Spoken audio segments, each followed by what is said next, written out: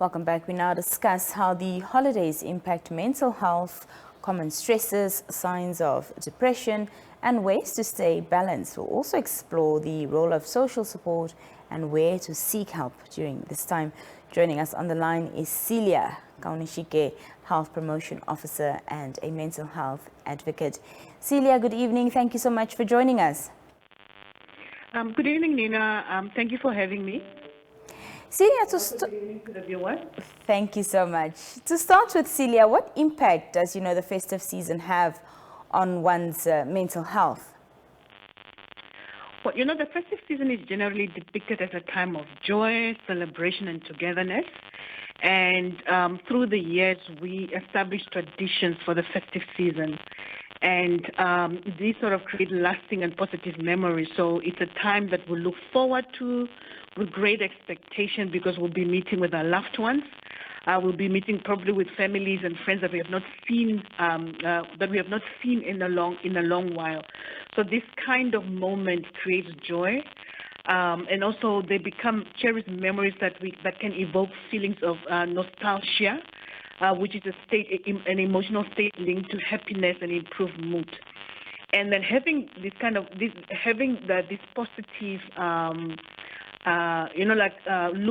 outlook can overall improve our sense of well-being. It can also actually help us to overcome stressful situations. However, not everyone may have this kind of positive outlook or positive expectation during the festive season. For some, the holiday season may bring up a range of difficult thoughts and feelings. And in this time of sort of celebration and joy, somebody might feel left out or lonely. And I think it's good to communicate and say it is okay to feel that way. You are not alone. You may be lonely. You may be feeling anxious. You may be sad. You may be stressed. Depending on what the circumstances are. But the most important thing is to acknowledge your emotions and to remember that your well-being matters and to then take action to do something.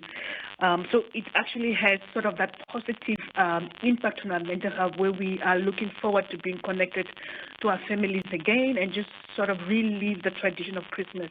When we were younger, we would buy our parents would buy us Christmas clothes. It would be time of a lot of food that we would not normally eat during the year, and then we'll be meeting up with nieces and cousins and all that.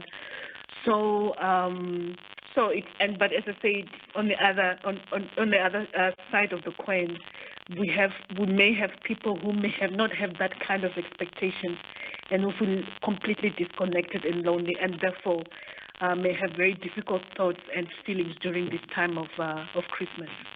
Celia, what are some of the common stresses that people face during the holiday season? Yeah, there can be a lot of different reasons that can bring those feelings of difficulty, and everyone's situation or circumstance is unique and is very different. But I think I can draw on some common causes that may lead to stress or may lead to stress or depression during this time. One would be financial stress. Like during Christmas we buy gifts, there's a lot of food that we need to buy. We may want to contribute to the different family gatherings, or we may be sort of pressured to travel. Maybe you travel from where you stay to the village, or a holiday with friends and family. So some of these things can be financially stressing, especially if you did not plan well during the year. The other issue, as I said, is the issue of feeling lonely, especially when everybody is now drawing back to their family. There's no, you're not in a work environment, you're not in your school environment. Now you're going back home, and maybe there's not that connection between families. It's not there, or you're more alone. So that can also trigger stress and discomfort. And also, because it's a time of gathering and it's a time where we meet our family, we may have lost a loved one during the year or during this time, and the time of Christmas may not be the same. So it may trigger grief and a feeling of loss. And that obviously also will contribute to feeling stressed or feeling depressed or feeling, like having a low mood during this period of time. The other issue could be strained relationship, or for example, you may have had issues with your relatives, or it could be maybe a relationship breakup, or it could be, not just getting along with certain family members. So these issues also will bring up feelings of stress, of sadness, of guilt, of grief, and of anger. And it might be difficult and overwhelming to communicate with your family members because of sort of unresolved issues in those relationships. The other issue that could also that could trigger stress and discomfort during the holiday season could be a change of routine.